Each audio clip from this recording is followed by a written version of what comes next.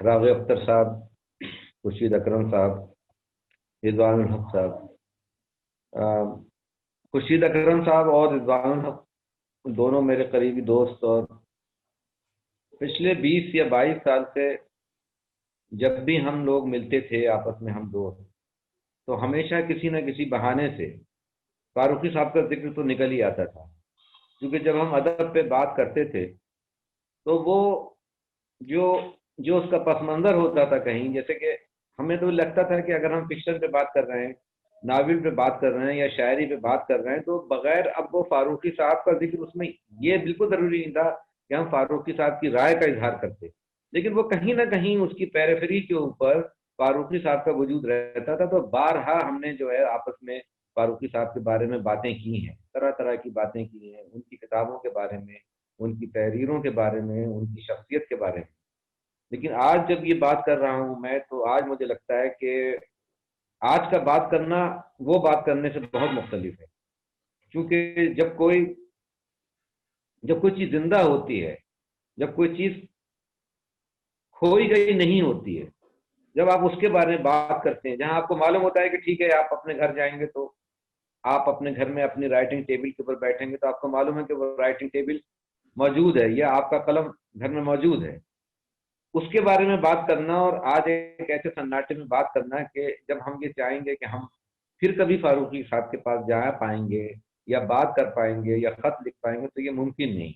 तो इन दोनों बातों में एक अजीब सा सन्नाटा है, और जाहिर है कि ये जो आज की जो मीटिंग है हमारी, ये एक तरह की कंडोलेंस मीटिंग है। हम अपना खराज अकीदत पेश करने के लिए आए हैं और अपना उनको याद करने के लिए आए हैं। लेकिन याद तो अक्सर करते थे, लेकिन ये जो यहाँ याद जो हम कर रहे हैं, इस याद करने में एक अजब सी अफसरदगी और एक उदासी भी है, और अपने छोटेपन का भी कहीं एहसास है। अपनी ये भी महसूस होता है कि बहुत सी कोताहियां हमसे हमसे हुई होंगी, और बारहा हमने उनको नहीं समझा होगा, या ये कि उनकी उतनी कदर फिर भी नहीं की हो। मैं ये नहीं कह सकता क्योंकि हम सब इंसान हैं। तो कभी कभी क्या होता है ना कि जब कोई आदमी हमसे मुस्तकिल तौर पे गैर हाजिरी किसी की जो है, वो हमें बहुत फिर ऑब्जेक्टिव वे में मारूदी अंदाज में चीज़ों को देखना भी सिखाती है। फिर हम उसमें सब्जेक्टिव नहीं रहते, क्योंकि फिर वो एक खास किस्म की दूरी। मुझे तो बार बार लगता है कि किसी की मौत जो है वो अपने आप में एक असरार है, एक इतनी बड़ी असरार है, इतना बड़ा असरार है जिसको वो अपने साथ लेके चला जाता है। हमको मालूम नहीं कि मरने के बाद वो आदमी कहाँ चला गया। अब ये कहना कि भाई उनकी किताबें मौजूद हैं, उनकी तहरीरें मौजूद हैं, जाहिर है वो तो बहुत लोगों की मौजूद होती हैं और वो सब हमारी रहनुमाई करती रहेंगी।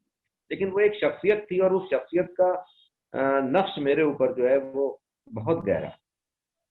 मैं आपको बताऊं, अगर मैं इस कहानी को ऐसे शुरू करूं कि जब मैंने शुरू में लिखना शुरू किया, तो मेरी शुरुआत जो है वो लाहौर से जो अदबी पर्चा निकला करता था डॉक्टर वजीर आगा का, और आप में मेरे अफसाने मतलब शुरू शुरू में शाये होना शुरू हुए, और कोई नसरी नज्म। ये मैं आपको बात बता रहा हूँ 89, 90, 91, 92।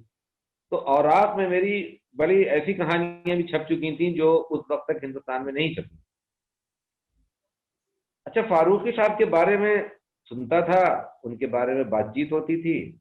बरेली में रहता था, दिल्ली जिसको कि आप लोग मरकज कहते हैं, वहां थानी तो बहुत बातें नहीं होती थी। एक तरह से हम आइसोलेशन के अंदर बैठ के और फारूकी साहब को देखने की और समझने की कोशिश करते थे, उनकी तहरीरों पे आएंगे। तो एक दिन बहुत डरते डरते मैंने, शायद 94 की बात है, कि शबखून को मैंने अपना एक अफसाना भेजा, हिदियान उसका नाम। अब मैंने फारूकी साहब को वो भेज दिया अफसाना, और मैंने कहा कि यार छपना छपाना होगा तो छप जाएगा। लेकिन ये नहीं मालूम था मुझको कि वो एक 4 दिन के अंदर अंदर एक हरे रंग का एक सब्ज सब पोस्ट कार्ड मेरे पास आया, जिसपे वो उनके नाम पे डाक टिकट भी लगा हुआ था, जो कि उन्होंने खुद ही छपा रखा था। और उसमें लिखा हुआ था कि भाई मैंने तो मतलब वो लिखने वाले का ऐसा पावरफुल अफसाना, ऐसा पावरफुल जो था बयान है, मैंने नहीं देखा। मैंने तो साफ समझ लिया कि बिल्कुल मुझे ऐसा लगा कि मतलब I was gliding into the sky, मतलब I had become the balloon. देखिए, जैसे खालिद जावेद साहब ने बात की शुरुआत की थी हम लोग यहाँ पे, शम्स अरमान फारूकी साहब के लिए उनको खराज अकीदत पेश करने के लिए जमा हुए हैं। और जैसा कि खालिद जावेद साहब अभी बात कर रहे थे कि भाई हम लोग जब भी बैठते थे, गुफ्तगू करते थे, कोई ना कोई हवाला जरूर फारूकी साहब का आ जाया करता, किसी न किसी तरह से। जी हमेशा तारीफ में नहीं होता है, लेकिन कभी, लेकिन ये है कि हमेशा वो ऐसी बातें जो जिसने हमारे इल्म में इजाफा किया हो जी या हमारी समझ में कुछ थोड़ा सा इजाफा किया हो, कुछ हमारे ख्याल में थोड़ी सी तब्दीली की हो, तरमीम की हो, कुछ तस्दीक की हो, यानी किसी न किसी सूरत में उनकी बातें जो हैं वो हमारे बीच रही। अच्छा, अब हम लोग क्या है, मतलब हम 2 3 आदमी 4 आदमी, जाहिर है कि हम किसके नुमाइंदे हैं। अगर ये देखा जाए मिसाल के तौर पे, मैं ऐसे सोचता हूँ कि हम जो हैं मतलब अपने अहद के, अपने समाज के नुमाइंदे हैं।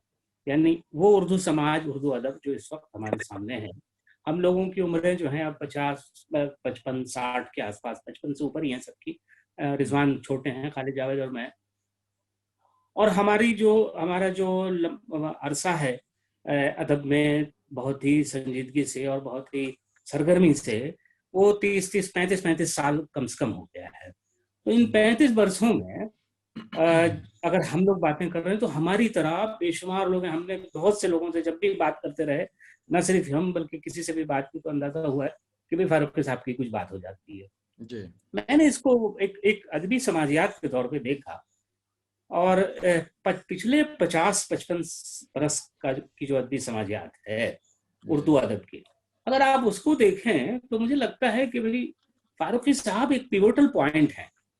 यानी जी जो कुछ भी कहा जा रहा है, जो कुछ भी लिखा जा रहा है अदब के बारे में, वो उनमें कहीं ना कहीं फारूकी साहब जरूर आए। जी, या तो उनके ये एक बड़ा एतराफ में या इख्तलाफ अजीब में। सा नहीं, जी कोई पिवोटल पॉइंट मुझे नजर आए वो। जी अच्छा, आप एक चीज देखिए कि फारूकी ना किसी को इतने मद्दाह मिले जितने फारूकी साहब को मिले। जी जैसे कि अब ये है कि भाई उनके सानहे इर्तिहाल के बाद जितनी ज्यादा ताज़ियती नशिस्तें और जितने ज्यादा ताज़ियती मज़ामीन और तासुरात उनके बारे में लिखे गए हैं, मुझे नहीं याद पड़ता। मैं 30 35 साल तकरीबन हम लोगों के हो गए हैं। बहुत ही सरगर्म जमाना जो हमने अदब में गुजारा है। अदीब और भी गुजरे हैं, कुरतुल हैदर भी हमारे सामने गुजरी हैं, हमारे सामने इंतजार हुसैन भी गुजरे, राजेंद्र सिंह बेदी भी गए। मतलब हम लोग ने सबका जमाना देखा है, बहुत बड़े बड़े अदीबों का, फारूकी साहब से भी बड़े अदीबों का जमाना देखा है। लेकिन फारूकी साहब के जितना किसी के बारे में बात हुई हो, ये मुझे नहीं याद पड़ता। एक बहुत ही अनप्रेसिडेंटेड एक पर्सनैलिटी थी उनकी, और जो कुछ उन्होंने किया वो इतना अनप्रेसिडेंटेड था कि भाई किसी न किसी तरह से उनका हवाला है। तो मैं मिसाल के तौर पे एक मिसाल देता हूँ कि नसरी नज़्म पे एक मजमून मैंने लिखा। तो जो मैंने पहला मजमून जब नसरी नज़्म पर लिखा था, तो उसमें भी बात बात ने जो फारूकी साहब ने कुछ बातें, कुछ नुक्ते कायम किए थे, उससे इख्तलाफ करते हुए किया था। मैंने ये देखा कि ये बात 20 25 साल पुरानी हो गई मेरी। मैंने देखा कि मैंने दर्जनों मजामीन जो नसरी नज़्म पे लिखे गए हैं, नसरी नज़्म की हिमायत में लिखे गए हैं, उनको मैंने देखा, और मैंने देखा हर मजमून में वो हवाला मौजूद है। मैंने कहा भाई ऐसा नहीं है कि फारूकी ही साहब ने ये बात कही थी। बहुत से लोगों ने उस जमाने में, साजिदा जैदी ने भी लिखा था उस जमाने में, उन्वान चिश्ती ने भी लिखा था उस जमाने, और बहुत से लोगों ने लिखा था नसरी नज़्म के खिलाफ। लेकिन जो मैं कहता हूँ कि भाई बहस का नुक्ता जो है वो फारूकी साहब से ही शुरू होता था। तो ये एक बड़ी उनका उनका जो फारूकी साहब का मामला पूरे 50 60 बरस में ये है कि वो जिस दिन से उर्दू अदब में आए और आखिरी दिन तक, यानी ये तकरीबन 60 साल का अरसा होता है जिसमें जब वो उर्दू अदब में फार रहे पूरी तरह से।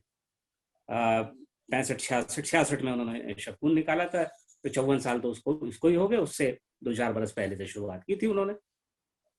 और आप अंदाजा कीजिए कि मेरे ख्याल में तो कोई दिन ऐसा नहीं है, कोई इस 50 60 बरस में कोई दिन शायद ऐसा नहीं होगा जब कहीं ना कहीं इस पूरी उर्दू दुनिया में, हिंदुस्तान पाकिस्तान और उसके अलावा जो बाहर की दुनिया है उर्दू के अदीबों की, कि पूरी दुनिया में शायद ही कोई दिन ऐसा हो जब किसी ने फारूकी का जिक्र न किया हो। ये एक बड़ी मैंने कुदरत की तरफ से वदियत हुई थी उन्हें, क्योंकि इतने मबाहिस उन्होंने कायम किए हैं और इतना लिखा है और इतनी बातें की हैं और इतने लोगों से राब्ते में रहे और इतना तनव्वुर रहा है कि हर एक को कुछ ना कुछ अपने मतलब का हिमायत में, मुखालफत में, इत्तेफाक में, इख्तलाफ में किसी न किसी तरह से बहरहाल फारूकी साहब जरूर हमारी गुफ्तगू में आ जाते हैं और ये सब के साथ हुआ है। अब यही देखिए कि मैंने जो बात कही कि भाई कोई भी शख्स जो है वो उन्होंने रिसाला निकाला, मेरी बात जरा तवील हो रही है, मैं कह रहा हूं जैसे उन्होंने एक रिसाला निकाला, रिसाले बहुत लोगों ने निकाले हैं,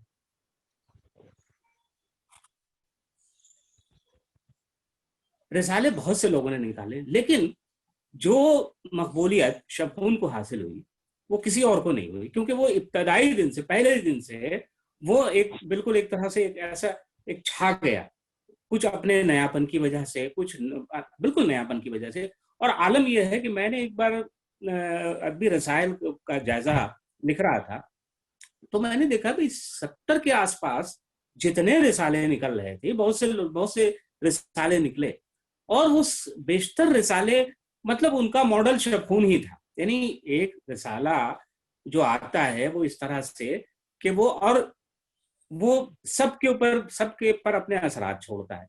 और फारूकी साहब का मामला, शबखून का मामला ये रहा कि भाई शबखून और मतलब ऐसा नहीं है कि एक रिसाला, शबखून कहते ही फारूकी साहब जो है जहन में आते, क्योंकि फारूकी की शख्सियत जो है वो रिसाले पर, हालांकि उनकी तहरीरें इतनी नहीं छपती थी, लेकिन उनकी शख्सियत, उनकी बातें किसी न किसी तरह से रिसाले पर हावी रहती थी। और ये एक चीज ऐसी थी कि जैसे ही शबखून की बात होती थी वैसे फारूकी जहन में आते थे। और उस नक्काद,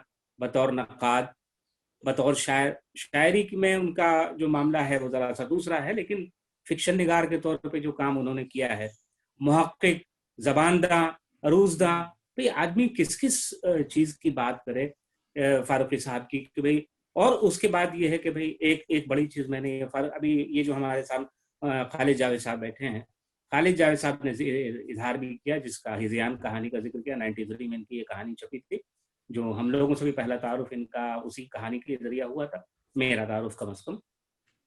अब बेशतर उर्दू दुनिया में, हिंदुस्तान में ज्यादातर लोगों ने हिज़यान कहानी से ही इनको पहचाना था। रिजवानुल हक बैठे हैं, इनकी भी शुरुआत हुई शबखून से। मैं इतना खुशनसीब तो नहीं था बहरहाल, लेकिन ये कि ऐसे बहुत सारे लोग हैं जिनको फारूकी साहब ने जिनको पहचाना और जिनको उनकी जो करार वाकई जगह है वो दी। ये मैंने देखा है कि एक बड़ी बात यह है कि उनकी तमाम इल्मियत बड़ी, कहते हैं बड़ी रऊनत थी। रऊनत तो एक मिजाज का हिस्सा है, शाहाना मिजाज रखते थे वो। रऊनत उस तरह की नहीं थी कि भाई जिसको आप कह सकें कि भाई ये बुराई है। भाई खास तरह की रऊनत जो होती है वो भी इनके अंदर थी, लेकिन अपने छोटों से, अपने बाद वालों से उनकी जो मोहब्बत थी और उनकी जो तारीफ करते थे वो, यानी वो जिसको उन्होंने इस लायक समझा उसकी तारीफ की, जिसको उन्होंने इस लायक समझा कि भाई ये कहानी अच्छी है, ये शायरी अच्छी है, ये नावल अच्छा है, ये मजमून अच्छा है, उन सब को उन्होंने बहुत ही इज्जत से, एहतराम से छापा और हमेशा उससे इज्जत और एहतराम से मिलते रहे। तो ये जो चीज है उनकी, फारूकी साहब की, वो ऐसी माने बतौर इंसान भी, बतौर मुदीर भी, बतौर अदब के पारक के तौर पे भी, परखना अदब। मैं आपकी बात पता कलाम करता हूँ। जाहिर है कि आपने भाई बात की, जैसा मैंने आप, ये असल में बीच में सिलसिला रुक गया था कुछ यहाँ पे कनेक्टिविटी का। जी उन्होंने मुझसे जब ये लफ्ज कहे कि पिछले 20 साल से मैंने किसी भी नए लिखने वाले का ऐसा पावरफुल कहानी नहीं पढ़ी, तो मैंने कहा, मुझे लगा कि मैं हवा में उड़ रहा हूँ। जी और ये बात वाकई क्या है, क्या फारूकी साहब का ही खत मेरे पास है? लेकिन सिलसिला यहीं तक नहीं रुका, और फिर उसके हिज़यान के बाद फिर दूसरी कहानियां, जैसा कि आपको पता है।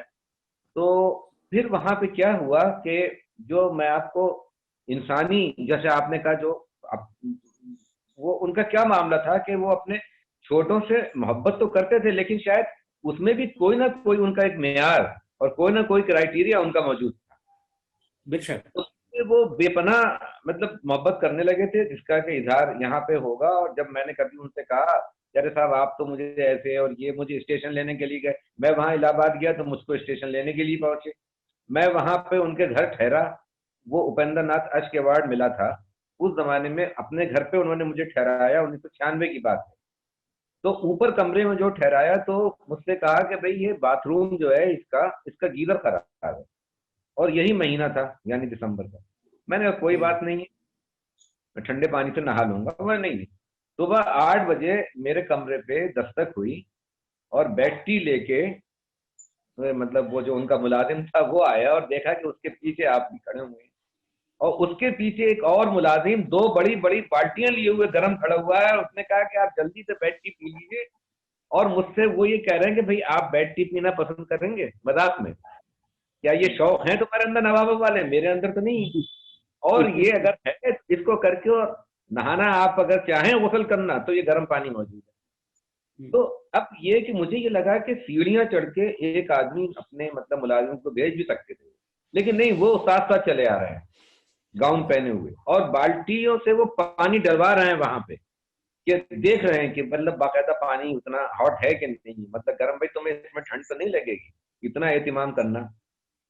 छोड़ने के लिए जब मुझे गए तो मैंने कहा अरे आप तो हमारा इतना देखिए बड़ा, आप तो शर्मिंदा कर रहे हैं, आपने इतना क्यों आप छोड़ने आए। और ये बोले यार मैं खालिद जावेद को छोड़ने नहीं आया, मैं खालिद जावेद अफसाना निगार को छोड़ने आया हूँ जिसकी मैं बहुत इज्जत है। तो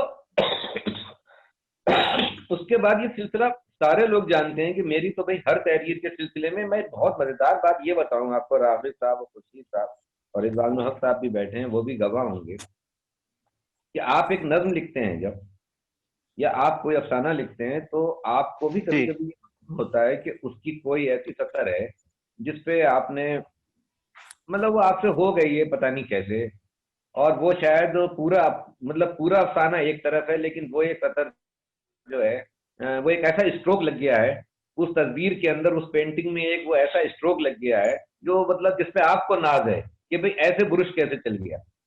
वो आदमी कहानी पढ़ के और उसी जगह निशान लगा के भेजते थे कि भाई ये देखो।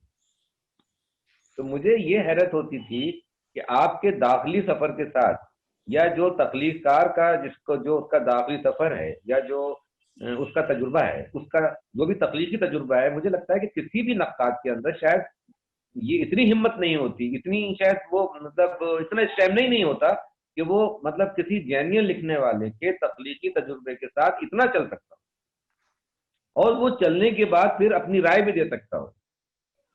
मतलब ये बहुत बड़ी बात थी कि भाई सिर्फ हम बहुत सी चीजों को हम सिर्फ महसूस कर लेते हैं, लेकिन महसूस करके उनको एक नाम भी देना, एक चीज होती है ना कि भाई नाम भी तो आपको देना है ना, क्योंकि भाई जब तक नाम नहीं है तो ये भी बता देना कि भाई ऐसा खालिद जावेद के तुम इसलिए अच्छा लिखते हो, और सिद्दीक आलम को बहुत पसंद करते हैं तो सिद्दीक आलम इसलिए अच्छा लिखते हैं, और सैयद मोहम्मद अशरफ इसलिए अच्छा लिखते हैं, और बाकी लोग इसलिए अच्छे। एक साथ उनके यहाँ क्या था कि जैसे सारी दुनिया का अदब, उसकी रिवायत, उर्दू के तो अदब की रिवायत थी, लेकिन साथ में मुझे लगता है कि तमाम हिंदुस्तानी मतलब हिंदुस्तानी जबानों में जितना अदब लिखा गया है उस सबकी रिवायत पे उनका उनकी एक गहरी नजर थी। और उस गहरी नजर की वजह से क्या होता था कि फौरन कंपेरिजन करने के लिए, आइसोलेशन में नहीं, फौरन तकाबली मुताला करने के लिए कोई ना कोई चीज उनके सामने हमेशा मौजूद होती थी। आप मंटो की बात कीजिए तो वो मंटो की बात करते करते कहीं ना कहीं बंगाल के अदब की तरफ भी चले जाएंगे, वो शरद चंद की बात भी कर लेंगे, वो टैगोर की बात भी कर लेंगे, गालिब की बात हो रही है तो वो बोदलेयर तक भी जा सकते हैं, अगर उनके एब्स्ट्रैक्शन की बात हो रही है, बेदिल की बात हो रही है तो वो बोदलेयर से भी आगे चल के और मलारमे तक भी जा सकते हैं। तो मुझे ये लगता है कि उनके काम ने, और हम अक्सर बैठ के ये बात करते थे, हम ये कहते थे खुर्शीद साहब, तख्लीक कार अगर सच्चा होगा तो बहुत दिन मतलब जिंदा रहेगा। ये बताइए कि अगर एक सिर्फ आलिम हो, सिर्फ दानिश्वर हो, और अगर उस आलिम और उस दानिश्वर को इत्तिफाक से आप क्रिटिक भी कह सकें, मैं आलिम दानिश्वर को और थोड़ा सा मतलब उसको उसको नैरो कर रहा हूँ कि अगर आप उसको एक आलोचक और एक आप नक्काद भी कह सके, तो नक्काद को कितना लोग याद करें। तो हम लोग बड़े डाउटफुल रहते थे, और मगर फारूकी साहब के बारे में जब भी बात होती थी तो ये होती थी कि नहीं, ये इस नौयत का काम है कि अगर वो अपने अफसाने और अपने नाविल नाभी लिखते जिसमें उन्होंने अपना लोहा उसके अंदर भी मनवाया, नाविल लिखते, तो मुझे लगता है कि उर्दू में महज एक स्कॉलर की हैसियत से, और आज के दौर में क्योंकि जाहिर है कि वो कोई क्लासिकल जमाना नहीं है जब हम हाली, शिबली और सैयद के जो जिहादी कारनामे हैं, उन जिहादी कारनामों का जिक्र हम अपनी निसाबी जो हमारी किताबें होती हैं, या जो दरसी किताबें होती हैं, उसके हवाले से पढ़ते हैं, अपने सिलेबस में पढ़ते हैं। फारूकी साहब हमारे सिलेबस का उस तरह से हिस्सा नहीं है, इसलिए वो हमारे उस तरह से इज्तिमाई लाशऊर का हिस्सा ना होते हुए भी आप ये देखिए कि वो जो उर्दू माशरा है उसका किस तरह से वो एक बिल्कुल कार्डिनल पॉइंट बन गए।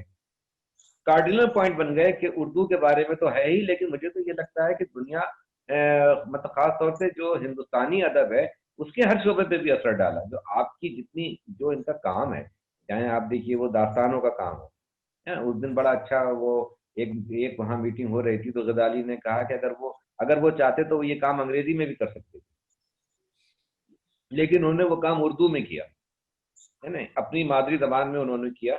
वरना हम लोग आजकल तो बड़ा दूसरे, सर माजरत चाहता हूँ, हम लोग दूसरे लिंक पे चले जाएं, कहीं ये बंद कर देंगे फिर, है ना? हाँ ठीक है, फिर इसको बंद करें तो जी दूसरे पे जाएंगे। जी जी।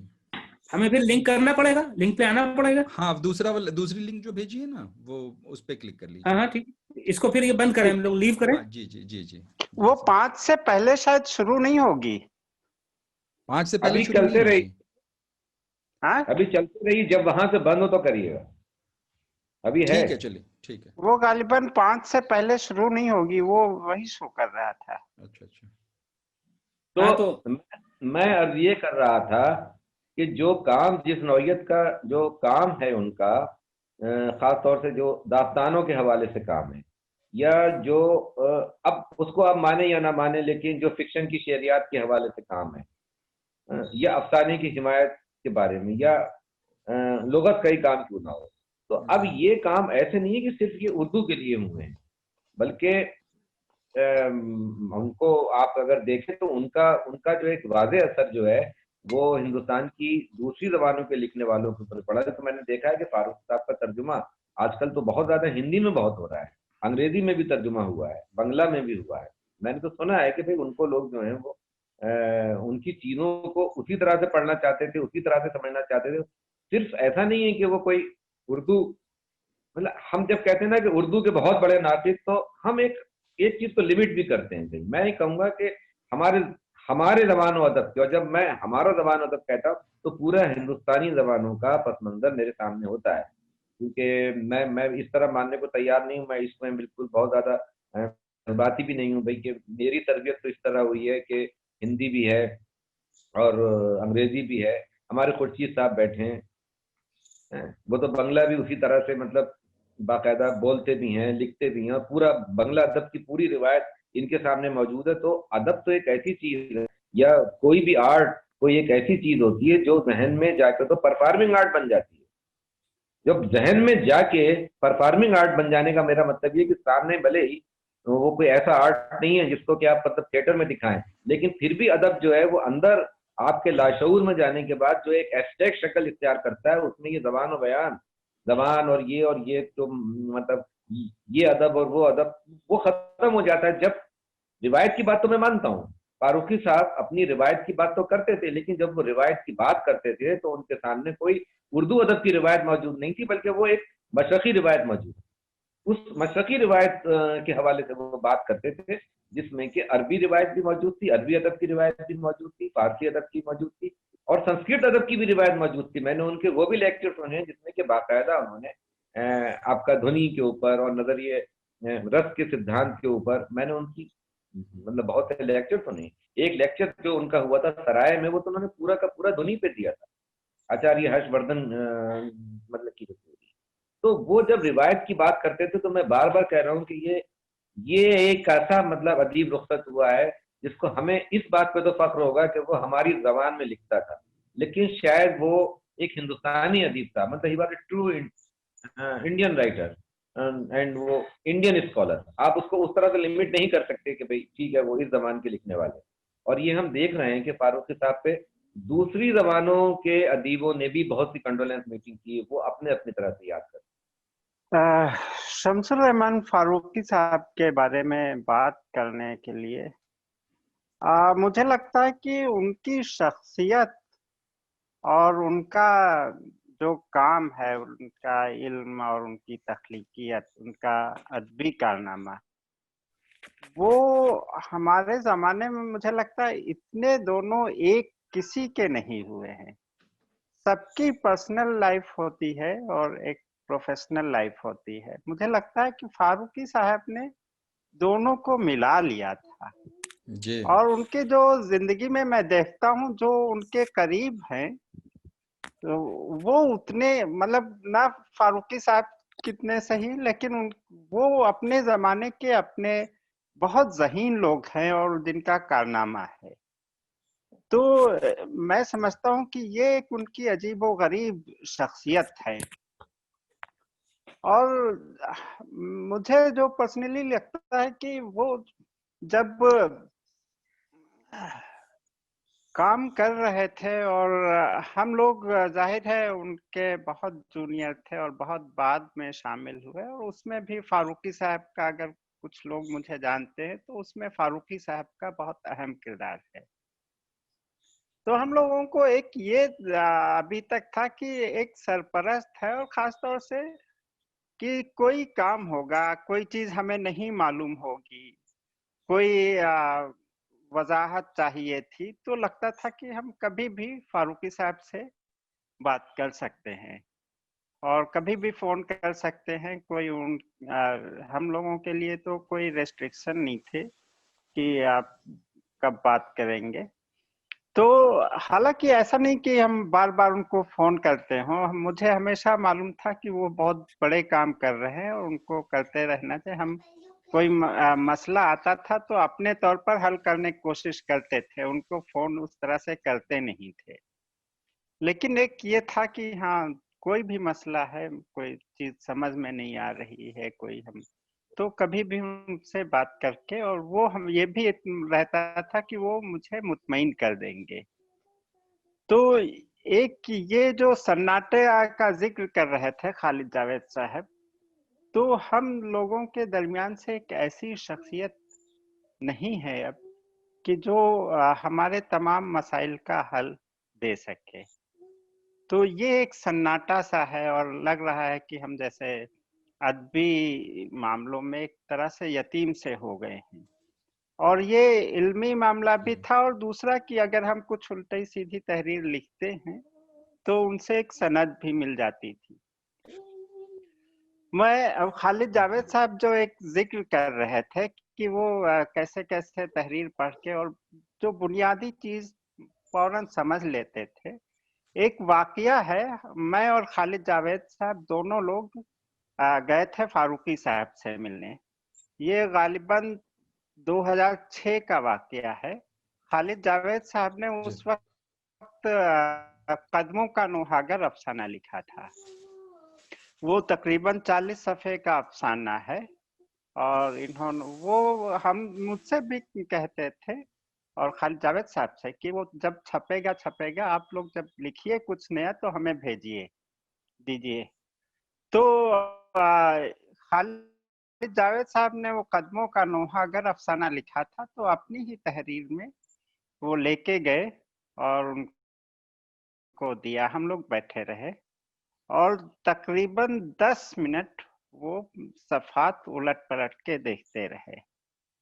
तो हम लोगों के जहन में हो था कि जैसे हम लोग भी कोई किताब देखते हैं तो 10-5 मिनट ऐसे ही उलट पलट के देखते हैं, उसके बाद फिर बाद में सोचते हैं पढ़ेंगे।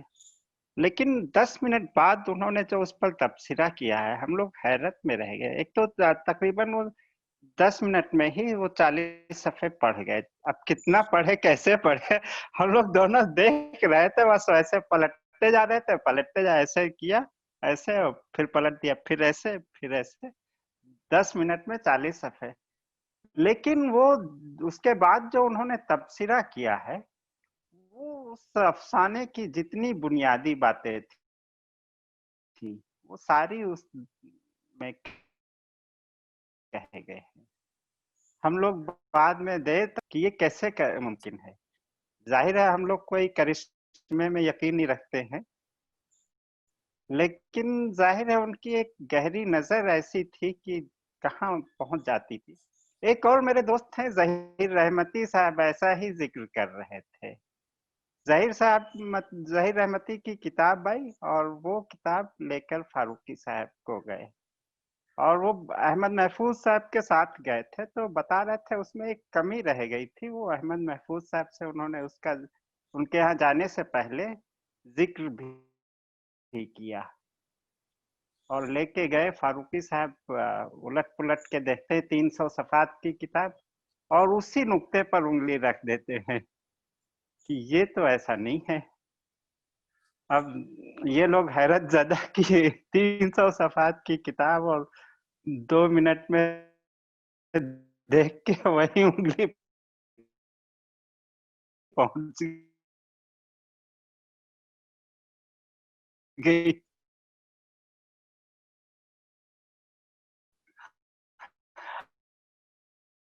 और ये तो आप कभी-कभी मुझे भी लगता था और कैसे था। जहाँ तक मेरी बात है, मेरे जो उनसे मरासिम थे, तो मैं पहली बार मुझे जो याद आ रहा है, क्योंकि मेरा घर और खानदान जो है कोई अदबी वो नहीं रहा है खानदान, और मैं गांव में पला बढ़ा हूँ। तो जाहिर है बचपन में हमने कब उनके बारे में कुछ टीवी या रेडियो पर सुना होगा मुझे याद नहीं, लेकिन मुझे याद है हम पहली बार ऐवाने उर्दू रिसाले का एक खुसूसी शुमारा आया था। उसमें तरक्की पसंदी जदीदियत और माबाद जदीदियत पर एक बहस आई थी, जिसमें उस वक्त के तमाम अहम लोग, फारूकी साहब जाहिर है मरकज में थे, उसमें नारंग साहब भी थे, शायर इब्रुदौलवी और बहुत लोग थे, तकरीबन शायद 10-12 जितने हम लोग वो। तो उसको पढ़ के तब तक मैं जानता नहीं था कौन है, लेकिन मुझे लगा यार ये आदमी कैसा है जो अकेले इतने लोगों कुछ कुछ कैसी कैसी बातें कर रहे हैं, और ये जब बोलना शुरू करता है तो तमाम जो उन लोगों के दलाइल हैं सब खत्म हो जा रहे हैं। ये था। फिर उसी जमाने में थोड़े ही उसके बाद फारूकी साहब को सरस्वती सम्मान का अवार्ड ऐलान हुआ है, तो अखबार में आया। तो उस वक्त से मैं फारूकी साहब को फॉलो करने लगा था। ये गालिबन 96 की बात है। उस वक्त मैं एमए कर रहा था। फिर 97 में मैं जेएनयू आ गया, और इत्तेफाक से ये कि अहमद महफूज साहब के हवाले से उनको बहुत जानने का मौका मिला। और 2000 में जब मैंने पहला अफसाना लिखा, तो मैंने 1-2 लोगों को दिखाया था उनको भेजने से पहले, और मुझे लगा था कि शायद ये शबखून में भेजना चाहिए। नहीं मालूम था छापेंगे नहीं छापेंगे, लेकिन मुझे लगा कि भेजना तो चाहिए, कुछ कुछ ऐसा है कि शबखून में उसको छपना चाहिए।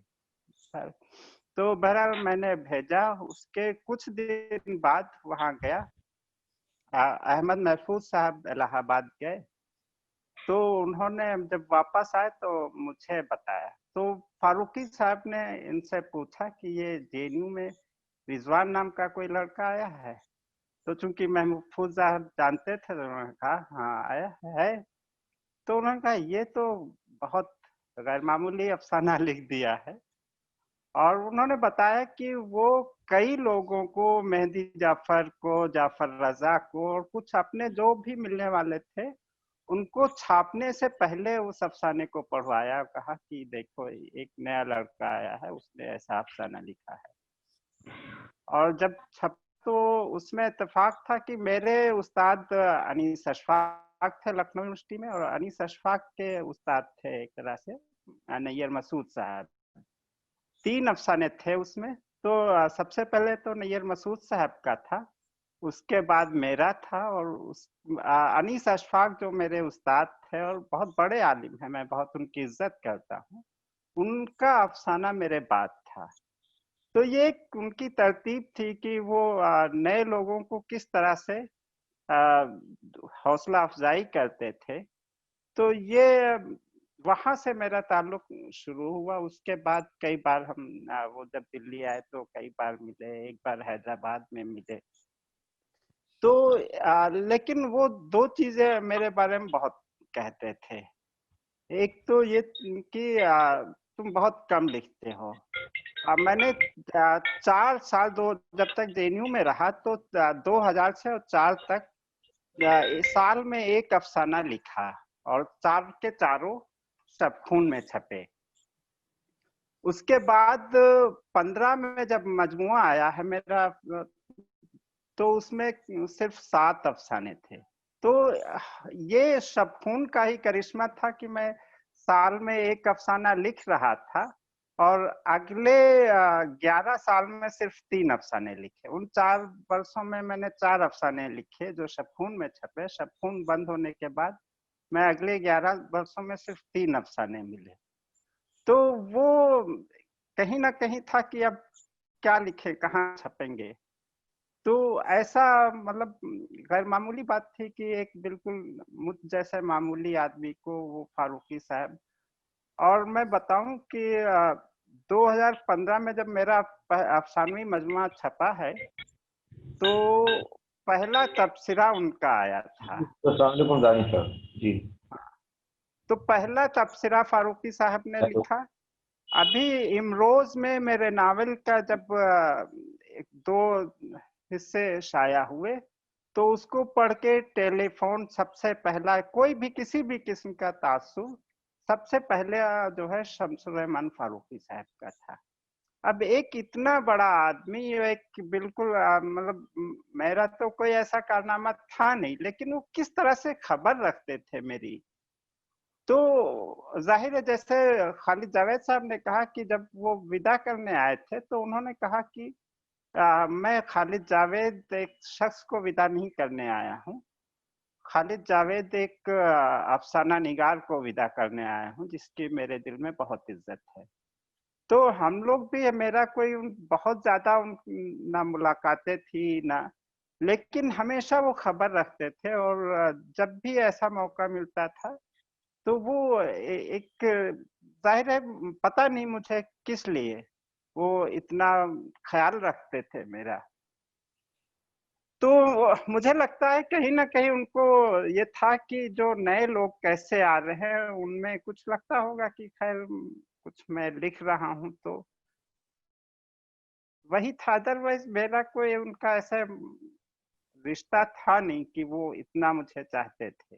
तो ये ऐसी शख्सियत थी कि उनकी जो चाहते थी और उनकी जाती जिंदगी थी वो किसी तरह से वो इल्म में इस तरह से ढल गई थी, डूब गई थी। एक मैं जिक्र करूंगा जो खुर्शीद अकरम साहब कह रहे थे, जैसे नसरी नज्म के बारे में कह रहे थे।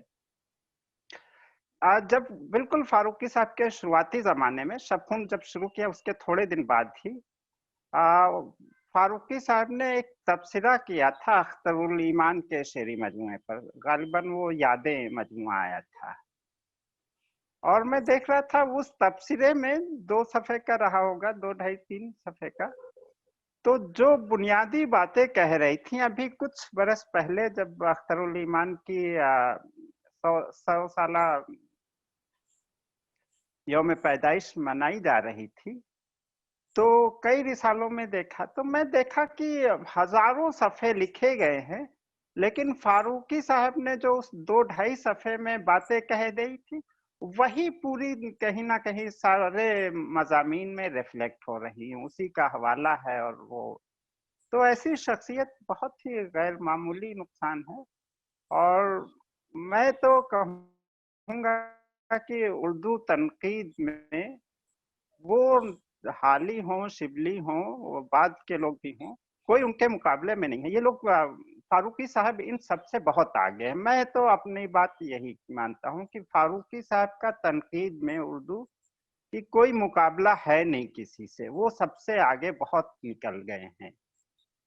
मैं हाल ही की ओर देखता हूँ उनको, बहुत उनके आगे ना कोई उसके मुकाबले दलाइल है, ना मुताला है, ना उतना रवायत का इल्म है। जी जी जी जी जी मैं एक बात कहना चाहूंगा। जी हेलो, मेरी आवाज आ रही है आप तक? हाँ जी आ जी रही आ रही। असल में रिजवान साहब जो कह रहे हैं वो जी उनकी वो उनका कहना जो था वो ज्यादा फेस वैल्यू पे है। लेकिन दरअसल वो कहना ये चाह रहे हैं, और जो मेरा भी मौक़िफ़ है कि देखिए ये जो जो उन्होंने क्रिटिक पेश किया है ना, जैसे कि सोशल साइंस के अंदर जो मतलब क्रिटिक होता है, मैं मतलब क्रिटिसिज्म की बात नहीं कर रहा हूँ, मैं ये कर रहा हूँ कि पिछला जो कुछ काम हुआ है उसका जो रिव्यू ऑफ द लिटरेचर होता है, वो जो रिव्यू ऑफ लिटरेचर होता है उसका जो क्रिटिक पेश किया जाता है, तो ये हाली हो या शिबली हो या सर सैयद हो, ये सब हमारे बहुत अजीम लोग हैं, जाहिर है कि ये हमारे अनासरे अरबा में से हैं। और हम ये कहना चाहते हैं कि फारूकी साहब ने इनका जिस तरह कहना चाहिए कि इनके बारे में लिखा है, और हमारा जितना भी क्लासिकल अदब है उसके अंदर ना सिर्फ शायरी बल्कि तनकीद भी शामिल है, उसकी तशरीह व तफहीम जिस तरह की है और जिस तरह इसका मतलब एक क्रिटिक पेश किया है। मैं आपको मिसाल दूं कि भाई ओरिजिनल काम तो जो है वो हमारा उपनिषदों में है, वेदांत में है, आपका शंकराचार्य की थ्योरी जो थी अद्वैतवाद की वो मौजूद है, रामानुजाचार्य की थ्योरी मौजूद है, लेकिन जो बाद का जो काम हुआ क्रिटिक का, जो कि जिद्दू ने किया, जो कि मतलब जो कि जय कृष्णा मूर्ति ने किया, या वो आपके डॉक्टर राधा कृष्णन ने किया, तो उस लेवल से मतलब क्योंकि एक बाद में आने की वजह से उनके सामने वो सारी रिवायत भी आ जाती है जो कि रिवायत, ये आपका कहना बिल्कुल ठीक है कि उस जमाने के लिहाज से उनको आप ये भी कह सकते हैं कि वो एक तरह के वो भी था, लिमिटेशन भी थी, मतलब कहीं कहीं जो थी वो उस तरह से वो लोगों का इतना इल्म जो था, वो ये नहीं कि वो आलिम नहीं, भाई जाहिर है कोई आदमी जादूगर नहीं होता इस दुनिया के अंदर, तो फारूकी साहब भी जादूगर नहीं थे। फारूकी साहब ने तो इक्तिसाब इल्म किया। अब आप ये देखिए कि इतनी ज्यादा मतलब अंडरस्टैंडिंग, इतनी ज्यादा मतलब अंडरस्टैंडिंग मैं नहीं समझ सकता, मेरे पास कुछ, असल में मेरे साथ दिक्कत ये है कि फारूकी साहब के बारे में जो बात भी करूंगा उसमें कुछ मेरी जात भी शामिल हो जाएगी, क्योंकि फारूकी साहब के बारे में कोई भी बात मैं अपने बिना कर नहीं सकता, क्योंकि जिस तरह मेरा उनसे इनकाउंटर हुआ है ना, जो मेरा उनसे राब्ता हुआ है, मैं तो उन्हीं धागों की पेचीदगी के अंदर रह के बात कर सकता हूँ। मैं आइसोलेशन में कोई तकरीर करने, मतलब कोई तकरीर करने नहीं जा रहा हूँ, कोई मैं खिताब करने नहीं जा रहा हूँ। आम तौर से मेरे बारे में ये मशहूर रहा और आज भी मशहूर है कि जनाब ये खालिद जावेद बहुत ही मुश्किल अफसाने निगाह है, कि जो इसकी जबान बड़ी मुश्किल है। अब ये एक क्लेशे बन गया और मेरे ऊपर इसका बड़ा एहसास जुर्म है, मैं इस एहसास जुर्म से बड़ा दबा हुआ हूँ। मतलब अगर खुर्शीद अकरम साहब सुन रहे हैं आप मेरी बात? जी मैं सुन रहा हूँ जनाब जी, सुन रहे हैं ना कि बहुत मुश्किल की, तो बहुत ही मुश्किल, अब वो मुश्किल एक मतलब मेरे लिए एब्यूसिव हो गया, और मैं आज तक अपने कंधों से ये बोझ नहीं हटा पाया कि काश मैं आसान हो, और मैं कमबख्त कभी आसान नहीं हो पाया। मौत की किताब के ऊपर जलसा चल रहा था, अंग्रेजी वाली किताब पे, जिन्होंने तर्जुमा किया उन्होंने, और बाद दूसरे हजरात ने ये कहा कि भाई बड़ा मुश्किल है इनका तो तर्जुमा करना, ये तो अब भाई बड़े बड़े नक्काद उसमें मौजूद थे और हर आदमी ने कहा कि खालिद जावेद का तर्जुमा करना बड़ा मुश्किल काम। अब देखिए फारूकी किस तरह अपनी राह अलग निकालते थे, एक अजीब व गरीब आदमी, मतलब अजीब व गरीब, इसको आप नक्काद भी क्या कहेंगे, जैसे इल्हाम होता था कहीं, है ना, जैसे कोई चीज रिवील होती थी, रिविलेशन जिसको कहते हैं, जब खड़े होके बोले भाई मुझे तुम्हारी बात समझ में नहीं आई, ये मुश्किल, और ये मुश्किल कहाँ पे हो गया भाई, इसकी जबान में तो कोई मुश्किल आता ही नहीं है, ये मुश्किल कहाँ से हो गया? अरे इसकी जबान तो अंग्रेजी और फ्रांसीसी और जर्मन जबान के लिए बेहद आसान है, अगर उसके अंदर इसका तर्जुमा किया जाए। इसका तर्जुमा तो मुश्किल होगा हिंदी में करना, इसका तर्जुमा तो मुश्किल होगा आपकी किसी मतलब उड़िया में करना, तामिल में करना, और फिर समझाया कि असल में जबान मुश्किल नहीं है, कुछ ख्यालात ऐसे हैं, कुछ आइडिया है, आइडिया की सतह पे, नरेटिव की सतह पे इतनी गहरी बातें होती हैं, कुछ इसकी आ जाती हैं, जानबूझ के करता है, पता नहीं कैसे करता है, हंस के कह रहे थे, बोले वो कुछ इतनी गहरी बातें आ जाती हैं कि उसको हिंदुस्तानी जबानें तो अफोर्ड ना, मतलब हिंदुस्तानी जबानें अफोर्ड ना कर सके अपने मिजाज के हिसाब से, मगर मगरबी जबान में चूंकि ऐसा अदब बहुत लिखा गया है वहां पे, लिहाजा वहां ट्रांजेक्शन करने की क्या प्रॉब्लम है, मेरी समझ में नहीं आता। अब सबके सब जो वो कह रहे हैं कि इसकी तो जबान में खुद ही कुछ ऐसा है कि वो अपने आप यही मांगती हैं कि लॉ मेरा ट्रांसलेशन जो है जर्मन में करो, लॉ फ्रांसीसी में करो, वहां मेरी चमक देखो।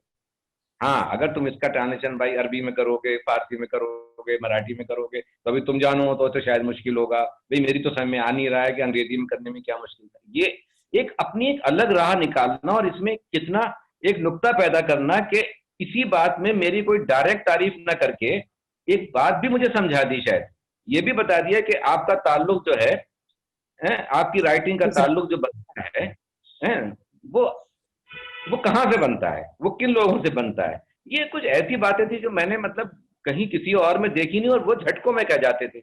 उनको ये कोई सोच सोच समझ के नहीं कह रहे हैं, ऐसा लगता है कि जैसे बिल्कुल हंस बोल के लतीफा और इंतहाई खुश मिजाज आदमी। वो जो उनकी रौनक थी, वो रौनक भी झूठी थी, रौनक रौनक थी नहीं। पास जाके बैठिए आप तो बिल्कुल बच्चों की तरह बातें करते थे, ऐसे कह लगाते थे कि बेशक जैसे बच्चे बेशक। मतलब कह लगाते हैं। गुफ्तगू के अंदाज में कभी कोई तसन्नो नहीं था। हमारे यहाँ बहुत से ऐसे लोग हैं जो कि बाकायदा बाकायदा खिताब करने के लिए आईने के सामने खड़े हो के उन्होंने जो है वो बाकायदा प्रैक्टिस की है। उनके साथ ये कोई मसला नहीं था कि भाई 5 मिनट और 8 मिनट में अपनी बात खत्म कर देना। उसको अपनी जबान में जो कहना था वो कहता था। जब लिखता था वो आदमी तो वो लिखता था, जब बोलता था वो बोलता था। कोई खलीज नहीं थी बीच में किसी तरह की।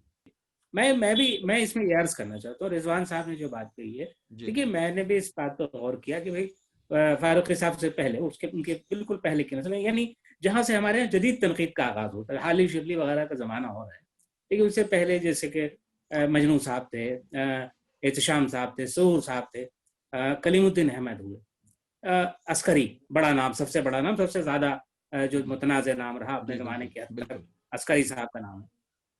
ये लोग हैं। और उसके बाद फारूकी साहब के हम असर हैं, नारंग हैं, वारिस अलवी हैं, और बहुत सारे वजीर आगा हैं। ये सारे लोग हैं, सब ने बड़ा काम किया है। वजीर आगा जाहिर है कि उन्होंने बहुत लिखा, बहुत तरह से लिखा। लेकिन जब हम मजमूई तौर पे, मैं देखिए 50-60 साल की बात इससे पहले भी कह चुका हूँ, 50 साल में अगर आप देखिए तो कोई नाक़िद, कोई भी तनकीद निगार इस तरह से उर्दू अदब के पूरे मबाहिस पे इस तरह कोई छाया हो, किसी और के हिस्से में ये बात नहीं। और वो जो जैसे मिसाल के तौर पे देखिए 70s में उन्होंने शेर शोर अंगेज जैसा मजमून लिखा और एक धूम मच गई शेर शोर अंगेज की, और इतनी बहसें हुई उस पर। किसी ने इससे पहले नसर, माफ कीजिएगा, मैं शेर शोर अंगेज नहीं कर रहा था, शेर गैर शेर और नसर की बात कर रहा था। तो जो शेर गैर शेर और नसर लिखा उन्होंने, वो एक तवील मजमून है, लेकिन वो इतना बुनियादी मजमून था कि शायरी, गैर शायरी और नसर के बीच का फर्क जो है, जिस तरह से उन्होंने डिस्कस किया, उससे पहले किसी ने नहीं किया था, नक्काद और भी थे। उसके बाद उन्होंने अफसाने की हिमायत में लिखा और एक तहलका मच गया। ये 80 की दहाई में लिखा, देखिए 70 की दहाई में वो एक मजमून लिखा और तकरीबन मतलब पूरी दहाई में उस पर बात होती रही। 80 की दहाई में अफसाने की हिमायत में लिखा, और अफसाने की हिमायत में के खिलाफ उसके बारे में जितनी ज्यादा बातें हुई, शायरों ने उसको अलग तरह से समझा, अफसाना निगारों ने अलग तरह से समझा, खालिद जावेद ने उसको अलग तरह से समझा। इन्होंने जो मजमून लिखा है अफसाने की हिमायत में पर, उसको जो पढ़ा जाए तो पता चलता है कि भाई इन्होंने उनकी बात के कोर को, बुनियाद को समझने की कोशिश की है। लेकिन उस वक्त जब उन्होंने लिखा था, उस जमाने में तो साहब एक आफत मच गई थी, कयामत आ गई थी कि क्या हुआ। 90s में उन्होंने शेर शोर अंगेज लिख दिया, 2000 की सदी में उन्होंने जो है वो क्या नाम है, ये कई चांद थे सरे आसमां लिख दिया।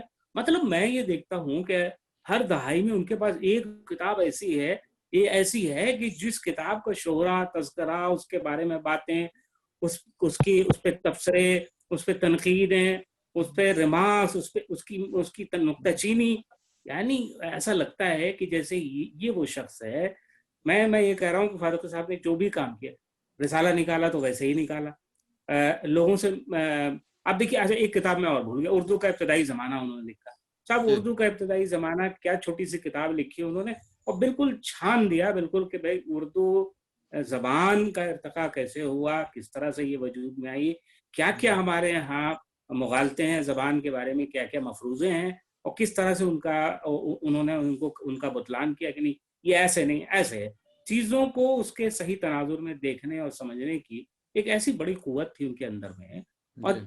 और उसके बाद न सिर्फ ये है, बल्कि जैसे रिजवान बता रहे थे, बहुत सी बातें में हर आदमी, मतलब मुझे लगता है, ऐसा लगता है कि उर्दू अदब में हर आदमी जिसने थोड़ा बहुत भी कुछ भी काम किया है, उसके पास कोई ना कोई फारूकी साहब से के बारे में कहने को बात जरूर होगी। क्योंकि फारूकी साहब ने, मैं मिसाल के तौर पर, इन्होंने रिजवानुल हक साहब ने कहा, हमारे एक दोस्त हैं मुबीन सिद्दीकी साहब, उन्होंने कुछ एक अफसाना और ड्रामे के बीच की एक चीज, एक हालिया लिखी, कुछ लिखा उन्होंने, और फारूकी साहब ने उस पर उस हालिये पर उन्होंने 5-6 सफ़े का एक मजमून लिख करके दिया उनको।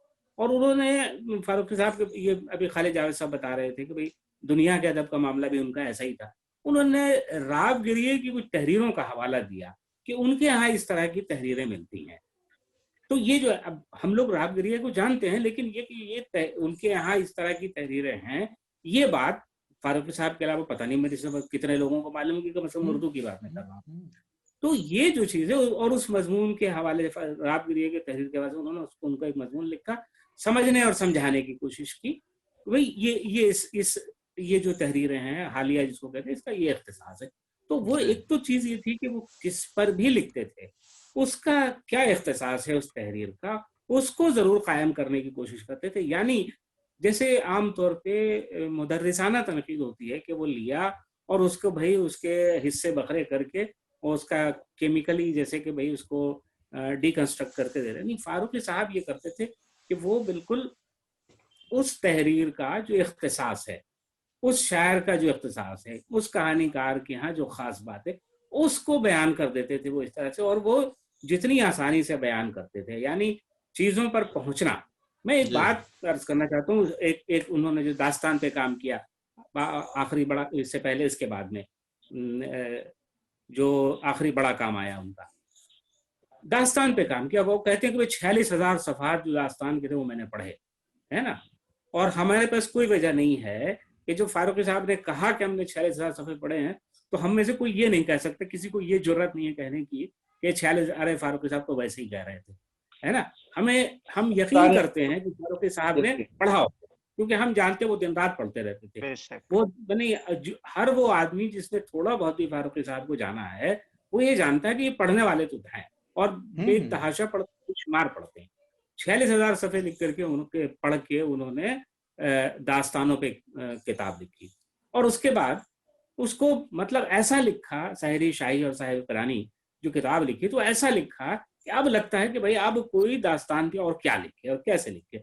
मैं ये बात सोच रहा था, तब मुझे बड़ी दिलचस्प बात, ये एक बहुत ही अजीब सी मिसाल मेरे जहन में आई कि भाई देखिए ऐसा होता है, मैं कहता हूँ कि भाई शिकारी जो है वो शेर को शिकार सबसे बड़ा शिकारी मानते हैं कि भाई वो क्या है कि अपने शिकार तक वो खुद पहुंचता है और उसको उस पर हावी होता है, वो अपने शिकार को पूरी तरह से जितना उसको खाना होता है खा लेता है, बाकी वो छोड़ देता है, और उसके बाद जो है खून भी मौजूद है वहां पे, निशानी भी मौजूद है, हड्डी भी मौजूद है, और दूसरे जानवर गिद्ध और ये सब भी आ गए, इन्होंने भी खा लिया।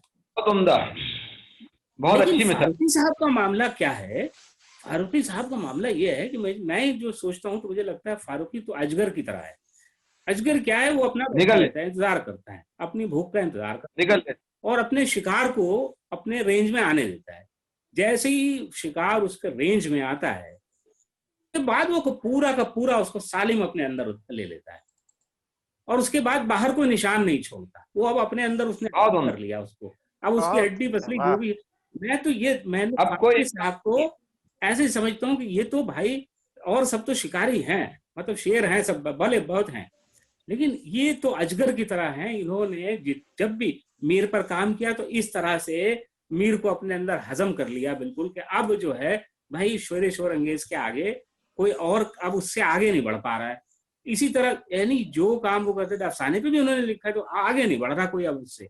ऐसे ही मैंने देखा भी दास्तान पे उन्होंने लिखा है, ऐसे ही तो यूं लगता है जैसे कि भाई ये जो भी काम करते थे तो ये इस तरह से करते थे कि जैसे पूरा का पूरा उसको अपने अंदर उतार लिया और फिर उसके बाद वो लिख दिया कि अब कोई दूसरा नहीं लिख सकता उसको। ये एक ऐसी सिफत थी, तो मैं तो अजगर की तरह मानता हूं उनको।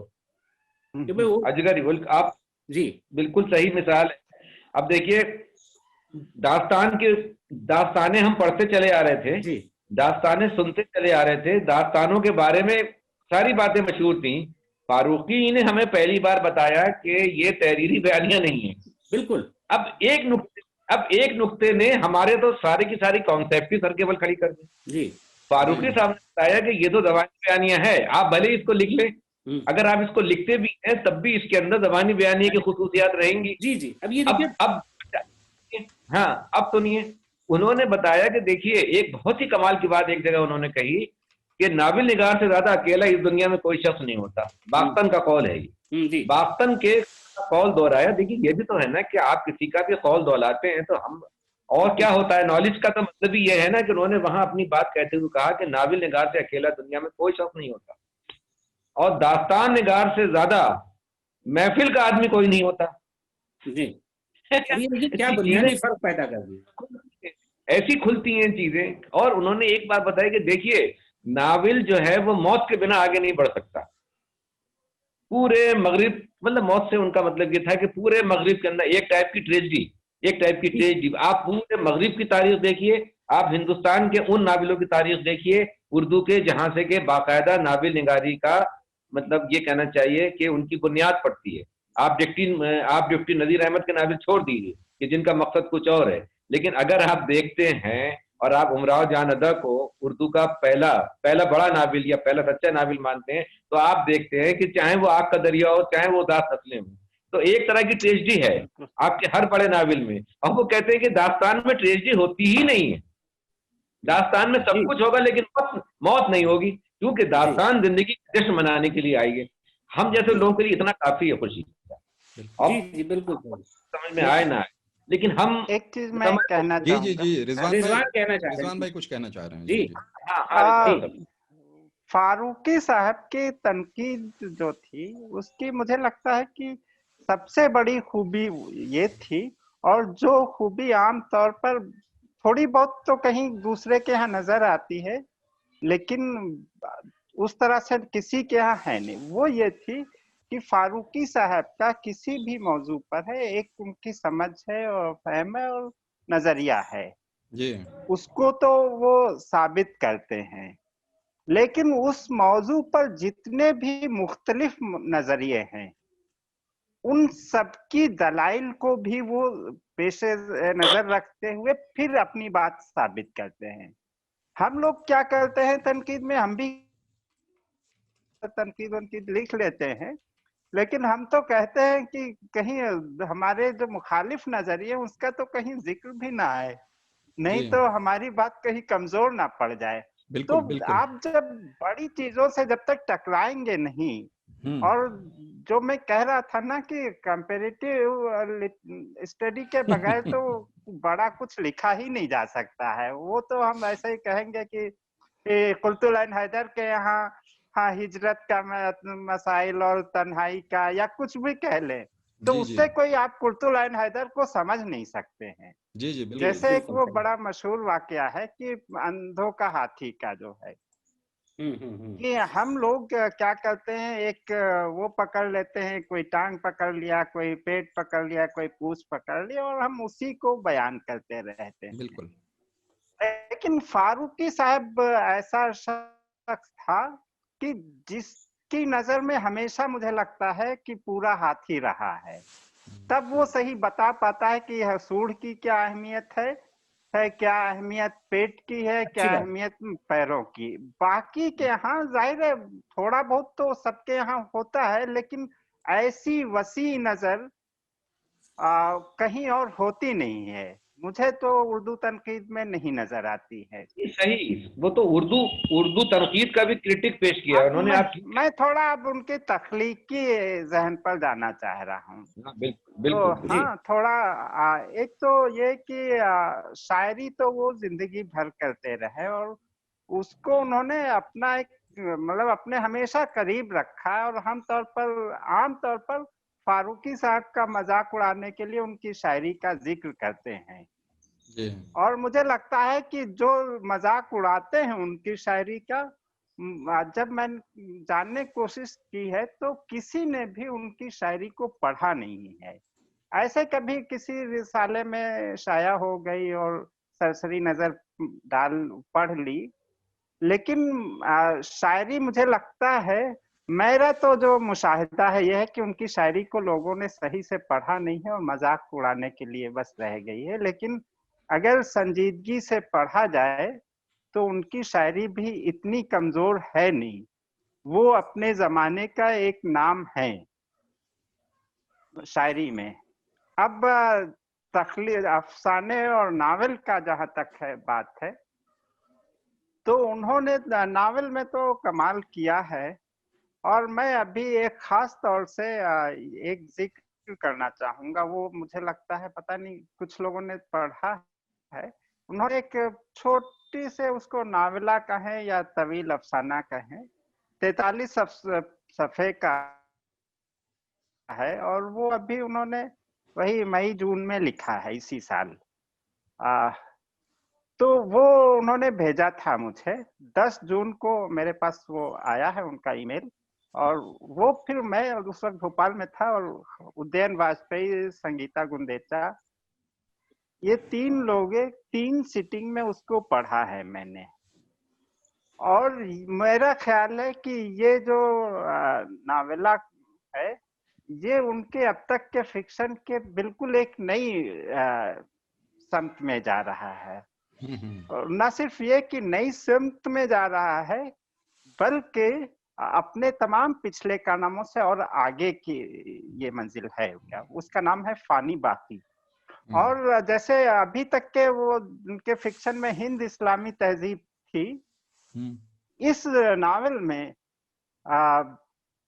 वो जो कदीम हिंदुस्तानी तहजीब की तलाश की है, जुस्तजू की है, और बहुत गैर मामूली वो फलसफा और हकीकत, तखय्युल को ऐसे उन्होंने उसे में घालमेल किया है, और एक ऐसा शफाफ बयानिया आता है कि बस मैं तो हैरत में रह गया कि फारूकी साहब, आमतौर पर होता है जब लोग 80-85 पर पहुंच जाते हैं तो रिपीट करते रहते हैं, और ये उनकी तख्लीकी जिंदगी का एक बड़ा वो है कि इस उम्र में भी 85 साल की उम्र में बिल्कुल नए नए चीजें वो तय कर रहे थे, नए मराहिल तय कर रहे थे। खालिद जावेद साहब ने तो गालिबन फानी बाकी को पढ़ा है, तो ये एक बड़ी बात की आदमी।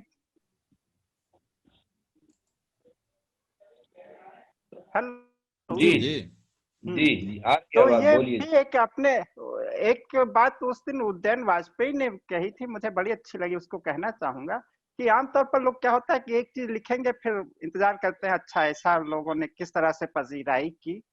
वो हमेशा ये देखते थे कि वो पजीराई होती रहती थी, वो बैकग्राउंड में चला जाता था, लेकिन वो इस उम्र तक ये करते थे कि हमारी अगली मंजिल क्या है। जैसे अभी खुर्शीद अकरम जिक्र कर रहे थे कि एक किताब लिख दी या एक मजमून लिख दिया, 10 साल तक के वो बहस उस पर होती रहे और फिर वो एक नई मंजिल पर पहुंच जाते थे। तो वो अभी तक नई समतों का, नई मंजिलों की तलाश करते रहे, और ये बड़ी बात है कि एक आदमी जो काम उसने 25-30 साल में की उम्र में शुरू किया था, और हर 10 साल में एक बिल्कुल नई संत में जा रहा है और नई ऊंचाई पर भी जा रहा है, न सिर्फ नई संत में भी और नई ऊंचाई पर। तो ये बहुत बड़ी बात है। नहीं तो ये मैं जरा जानना चाहूंगा रिजवान साहब, ये नावल क्या छपा है उनका? कहीं छपा तो नहीं है अभी? अब ये तो मुझे नहीं मालूम है, मुझे अभी नहीं छपा, कहीं नहीं छपा ये। हाँ, ये पता नहीं क्यों नहीं छपाया उन्होंने, क्यों नहीं छपाया उन्होंने। बहरहाल ये नावल अभी छपा नहीं है।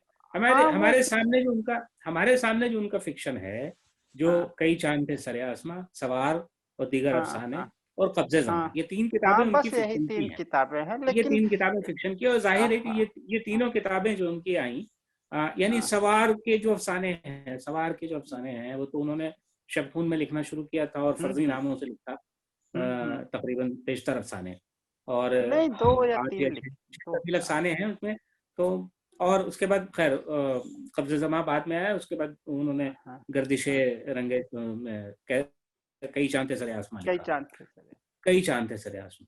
तो मतलब जब हम पढ़ते हैं, जैसे गालिब अफसाना छपा या सवार लिखा, तो सवार अफसाना जब छपा था और गालिब अफसाना, और फिर जो मीर पे लिखा उन्होंने और मसफ़ी पे जो लिखा उन्होंने, तो ये पढ़ते हुए मुझे, मतलब मेरा ज़ाती तासुर ये था कि भाई ये कि ऐसा लगता है कि जैसे मतलब कैसे एक आदमी उस जमाने में, उस जमाने की थॉज मतलब मसलन वो जो है मसफ़ी की जो महबूबा हैं, उनसे उनके बारे में बात करते हुए कहते हैं कि वो बहुत धीमा बोलती थी, बहुत ऐसा, यानी उनकी आवाज़ इतनी हल्की थी कि अगर कोई कान लगा के ना सुने तो उन्हें, और वो उससे उनकी शख्सियत को डिफाइन कर रहे थे कि एक ख़ास तरह की शख्सियत होती है जिसकी ज़बान, जिसकी गुफ्तगू इस तरह की होती है। वो बहुत ज़्यादा तेज़ आवाज़ में बात नहीं कर सकते, वो बहुत धीमी आवाज़ में बात करते, तो उससे उन्हें, तो मैंने, अच्छा, और जो ज़माने से गालिब अफ़साना ये सवार देखे, तो वो जिस तरह से पूरा माहौल और मंज़र और जिस तरह के लोग, तो मुझे ये लगा जैसे कि ये इंसान का लिखा हुआ नहीं है, ये किसी इंसान ने नहीं लिखा है, ये तो जैसे वक्त नवीसी पर मामूर किसी फरिश्ते ने लिखा है। तो ये कैसे वाह कोई वाह आदमी देख सकता है कि साहब ये क्या हो रहा है? मतलब देखिए, गालिब पर अफसाना लिखा, उन्होंने गालिब की शायरी पे नहीं बात की, यानी गालिब ये नहीं कहा कि लीजिए गालिब शाह साहब शेर सुन लीजिए, गालिब साहब के शेर सुना देते हैं, ना ना ना।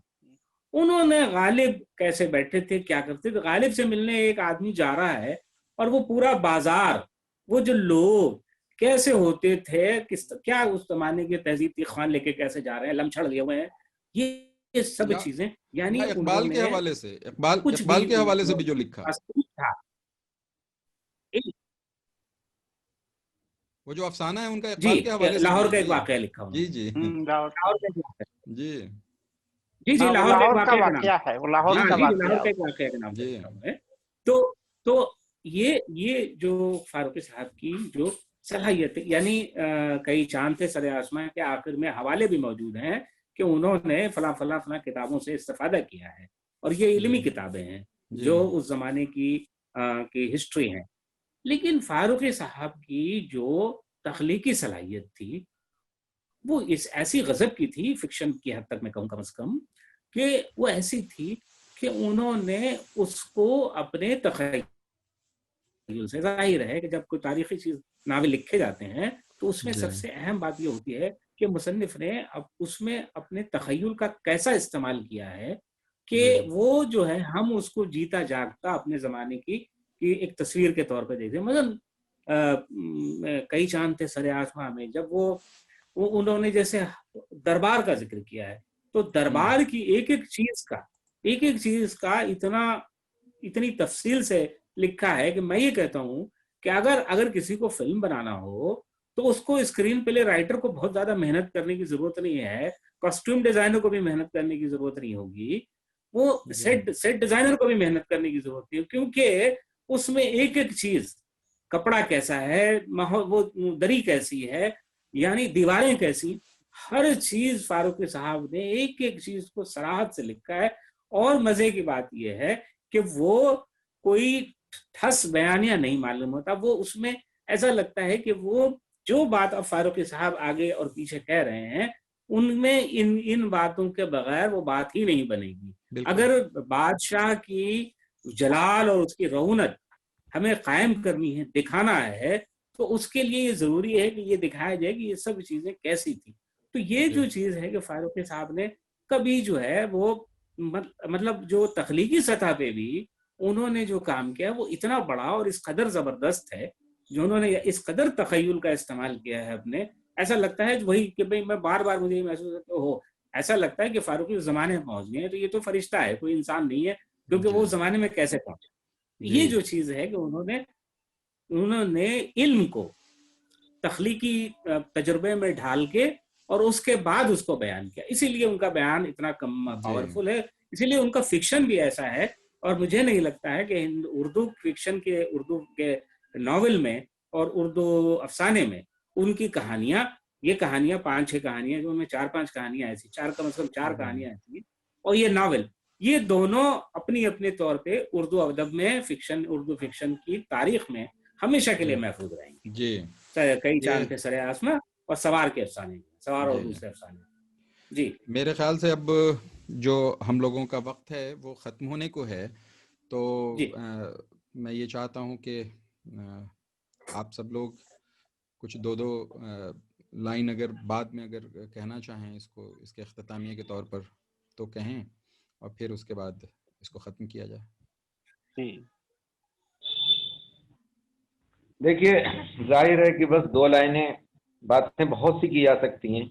जब फारूकी साहब जैसी शख्सियत से बात करना हो, जी हमेशा लगता है कि जैसा कि अभी अभी रिजवान ने कहा कि वो जो 7 लोग थे जिनकी आंखें नहीं थीं और वो एक हाथी था, और सब जो थे वो अपने अपनी जो इजाफी सच्चाइयां थीं उनकी बात करते रहे, लेकिन वो जो सच्चाई, वो जो इंटीग्रेटेड ट्रूथ था, वो जो जी मतलब उसको, सच्चाई को और हकीकत को जो सालमियत में देखने वाली बात थी, हम्म, वो नहीं हो सकी।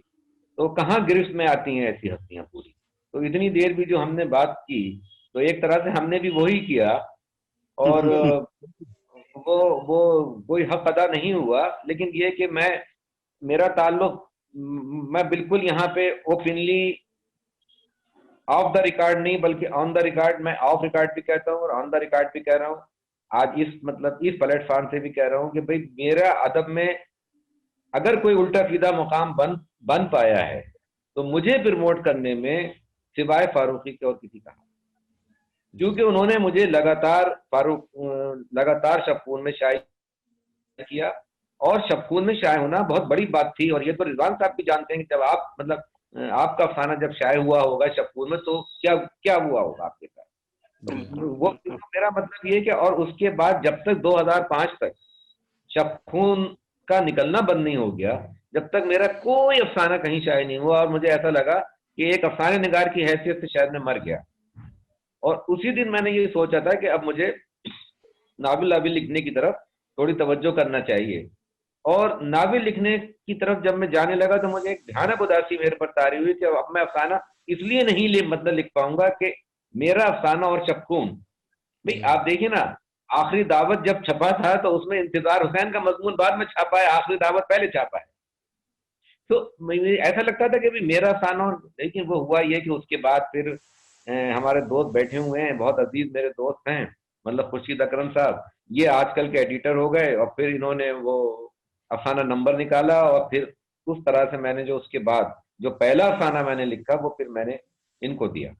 जी तो फिर वहां से छपना शुरू हुआ। तो अब वो अफसाना जब इनका आजकल में छपा, वो जो अफसाना था ताश के पत्तों का अजायब घर, जी और उससे पहले वो था क्या कहते हैं, कदमों का नुहागर, तो फारूकी साहब ने वो अफसाना पढ़ लिया उसमें, और पढ़ने के बाद फिर उसी तरह से बातचीत करना शुरू कर दी। जैसे कि वो अफसाना जो है, जब जब मैं उन्हें भेजा करता था, मैंने कहा देखिए मैंने आपको ये भेजा नहीं, बोले नहीं अब तुम कहीं डालने से पहले भी आप तुम मतलब भेजोगे, तुमने भेजा क्यों नहीं। मैंने कहा, मैंने सोचा कि जब ये अब ये मतलब शफून में छपना नहीं है तो मैंने भेजा, बोले नहीं तुम भेजो। तो जब जूते वाला अफसाना मैंने लिखा तो वो मैंने उन्हें भेजा। जी जी तो उससे और ऐसे थे रिसाले जो कि मुझसे उनके मुदीर नाराज हो गए, और मैंने भी फिर अफसाने लिखना छोड़ प्लीज दिया।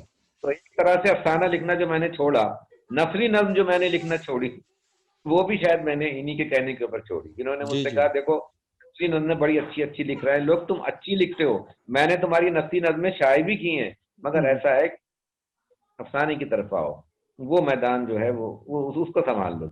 तो जैसे जी कि कोई बादशाह होता है, कोई राजा होता है, वो अपने सिपह सलार को एक मतलब हुक्म देता है कि तुम इधर का रुख मत करो, इधर का रुख मत करो, इधर का रुख करो। यह मतलब हमें कौन सी ऊपर से वदियत की गई है, हमें कौन सी विलायत की तरफ जाने का इशारा किया गया है, कौन सी विलायत बख्शी गई है। मैं क्या कहूँ भाई, मुझको तो लगता है कि फारूकी साहब के जाने के बाद, अब तो देखिए काफी दिन हो गए राफिज साहब, और ये भी कहते हैं कि वक्त जो है वो बड़े बड़े जख्मों को भर देता है।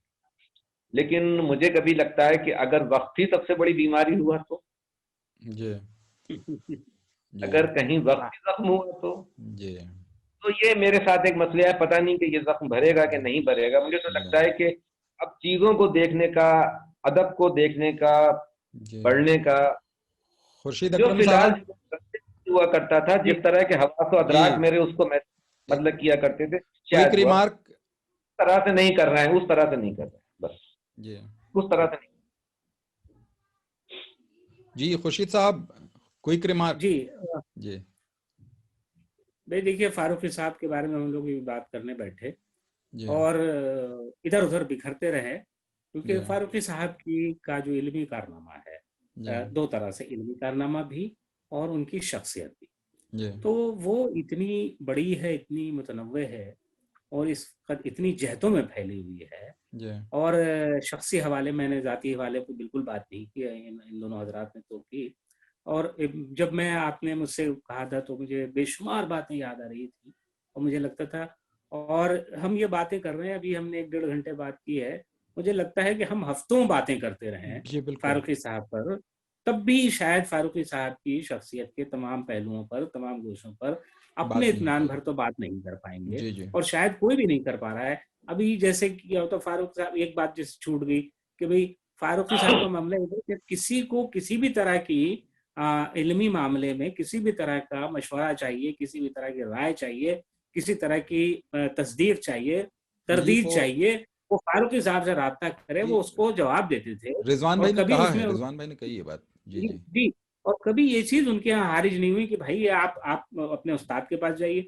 मदरसे की यूनिवर्सिटी सिस्टम से उनका कोई ताल्लुक नहीं था, लेकिन जी उसके बावजूद उन्होंने इतना कुछ छोड़ा है, इतना कुछ लिखा है कि मैं जाती तौर पे मैं कहूँ कि मैं इस बात का कायल हूँ कि भाई इंसान जो पैदा हुआ है उसे एक दिन जाना है इस दुनिया से। सो जी हर एक की तरह फारूकी साहब भी चले गए हमारे बीच से उठ के। लेकिन ये इनका जाना, ऐसा लगता है कि चूंकि बहुत ही फाल जिंदगी गुजारी उन्होंने और आखिरी वक्त तक लिख रहे थे, तो ऐसा लगता है कि जैसे जा ये आदमी गया, अपना कुछ काम, बहुत सारा काम, अभी जो कुछ और इनके अंदर था ये रह गया, और हम एक ऐसी शख्सियत से महरूम हो गए। हमें लगता था कि ये तो एक ऐसा ऐसा चश्मा है जो हमेशा बहता रहेगा, और वो जी हमेशा बहता रहा, सारी जिंदगी वो चश्मा अपनी जी पूरी रवानी के साथ बहता रहा। और जब जब उनके जाने का की खबर आई, तो हमें लगा कि हम वाकई वाकई जो है ये एक पूरा उर्दू अदब का एक बहुत बड़ा नुकसान है। और हमारा ज़ाती तौर पे मेरा बहुत ज़्यादा ताल्लुक नहीं था, लेकिन ऐसा लगता है जैसे कि हम खुद इतने सदमे में डूब गए हैं और घंटों बैठे इस बात का इंतजार करते रहे कि भाई अब हमसे क्या कहा जाए और कैसे कहा जाए। जी तो ये जो चीज़ है ये सिर्फ इसलिए हुआ है कि फारूकी साहब ने वो काम किए हैं और अपनी शख्सियत से और कलम से वो मिसाल छोड़ी है। अब उर्दू दुनिया, अब उर्दू में ऐसा शायद कोई इंसान पैदा नहीं होगा। अब ये कुदरत खुदा की मर्जी है, अगर कोई और पैदा हो जाए, लेकिन जहां तक हमारी नजर देख सकती है, हमें नहीं जी लगता कि अब जी अनकरीब कोई और दूसरा शख्स शमसुर जी रहमान फारूकी पैदा हो। जी रिजवान भाई। यकीन है। जी फारूकी साहब का सरमाया अभी बहुत सारा मुझे लगता है बिखरा पड़ा है। जी जैसे कई बहुत सारे लेक्चर उन्होंने इधर उधर दिए, तो वो शाया नहीं हुए हैं, वो कई यूट्यूब वगैरह पर हैं।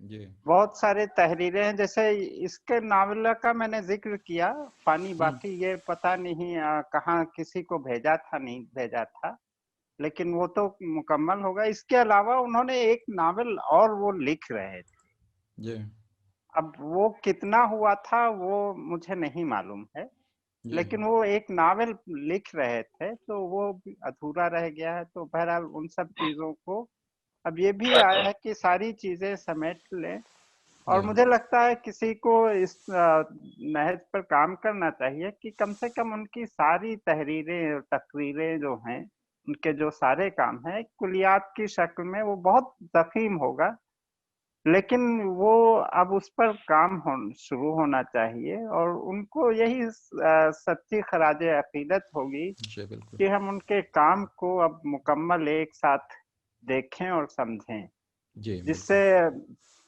हम जो है आगे उनकी लेगेसी बढ़ सके, और जी वो बढ़ेगी, उसमें कोई दो राय नहीं है, क्योंकि उनका एक एक काम ही उनका इतना बड़ा है कि उस पर मुद्दतों बरसों कई सौ साल तक बातें होती रहेंगी। जी तो हम लोग बहुत जाहिर है सदमे में है, वीरानी छाई हुई है, और खास तौर से मैं जाती तौर पर, मेरा और खालिद जावेद साहब का दोनों का एक ही मामला है, जैसा ये कह रहे थे कि अफसाना निगार के तौर पर अगर कुछ लोग जानते हैं, और यही नहीं कि बड़े बड़े लोग हम लोगों को उसी वक्त से जानने लगे।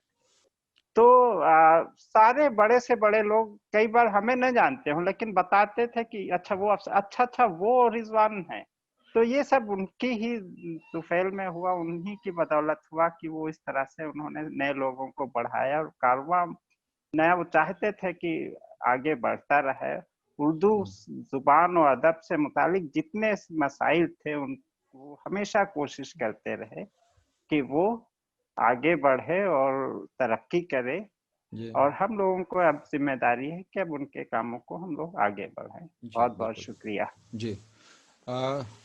नाजरीन, जैसा कि आपने देखा, तमाम जो हमारे जो लोग आज जिन लोगों ने शिरकत की, खालिद जावेद साहब, खुर्शीद अकरम साहब, रिजवानुल हक साहब, है ना, इन तमाम लोगों का एक ज़ाती ताल्लुक़ तो शम्सुर रहमान फ़ारूक़ी से था ही, एक अदबी ताल्लुक़ था, और कहीं ना कहीं इनकी तरबियत में, इनकी जो अदबी तरबियत है या इनकी अदबी जो सरगर्मियों को मंजर आम पर लाने में शम्सुर रहमान फ़ारूक़ी का क्या किरदार रहा, वो इनके तजुर्बात से जो है वो आप लोगों को मालूम हुआ।